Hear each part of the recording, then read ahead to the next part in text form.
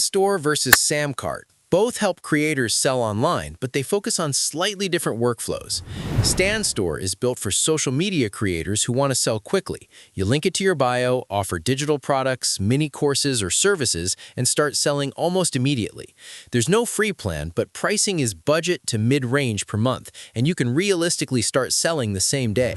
But it does have a downside. It doesn't offer advanced checkout funnels, memberships, or detailed analytics, so growing a bigger business can feel limited. SamCart, on the other hand, is a checkout and funnel platform for serious online sellers. It helps you build optimized sales pages, one-click upsells, subscriptions, and A/B tests to increase revenue. There's no free plan either, and pricing starts around $49 per month, mid-range for what it offers. The upside is powerful sales automation and analytics, but the downside is that it's not a full website or course platform. You still need other tools to host content or run email marketing. So in practice, if you want to sell fast from social media with minimal setup, Store works. If you want to optimize sales funnels and increase revenue on an existing product or website, SamCart is better. So what comparison should we cover next? Write it down and catch you in the next one.